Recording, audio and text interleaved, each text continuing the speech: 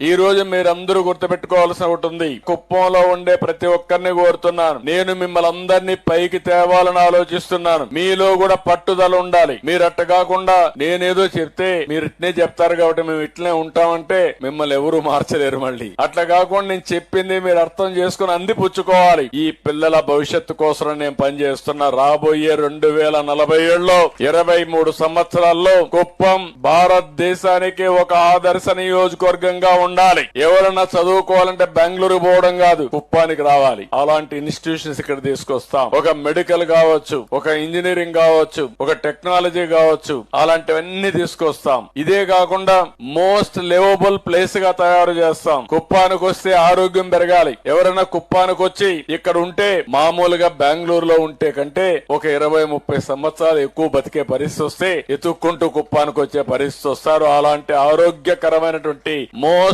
Liveable place గా తయారు చేస్తాం. ఇవన్నీ తయారు చేయాలంటే మీ అందరి సహకారం కూడా అవసరం. నేను అందుకని ఇవన్నీ కూడా కుప్పాన్ని ఒక టూరిజం హబ్ గా తయారు చేస్తాం. బెంగళూరు నుంచి శని ఆదివారాలు అయితే నేరుగా ఇక్కడికి వస్తారు. మన ఆడపిల్లలకు కూడా ఏదైతే కూచిపూడి డాన్సులు ఇవన్నీ బాగా నేర్చుకుని ఇప్పుడు అడుగుతున్నారు, మాకు ఒక మంచి స్టేడియం ఉండాలి, ఓపెన్ ఎయిర్ స్టేడియం ఉండాలి, మా పర్ఫార్మెన్స్ బాగుండాలి అని కోరుకుంటున్నారు. మొట్టమొదటిసారిగా పిల్లలను చూస్తున్నా ఒక 40 మంది స్టూడెంట్స్ కూచిపూడి డాన్స్ నేర్చుకునే పరిస్థితికి వచ్చారు. మన సాంప్రదాయాన్ని కాపాడుతున్నారు. ఒక దగ్గరనే 40 మంది ఉన్నారు, మొత్తం 500 మంది ఉన్నారు. నేను అందుకని విజయవాడ ఎయిర్పోర్ట్ లో కూడా కూచిపూడి డాన్స్ రిఫ్లెక్ట్ అయ్యే విధంగా ఎయిర్పోర్ట్ కడుతున్నాను. అంటే మన సంస్కృతి సాంప్రదాయం కూచిపూడి, మన వారసత్వం కూచిపూడి. అందుకే దీనికి కూడా ఎయిర్పోర్ట్ కూడా ఆ కూచిపూడి రిజెంబ్లెన్స్ పెట్టి ఒక ఎయిర్పోర్ట్ కూడా కడుతున్నాం. కాబట్టి మన వారసత్వం, కాబట్టి ఆ వారసత్వాన్ని ముందుకు తీసుకుపోయే ఈ పిల్లల్ని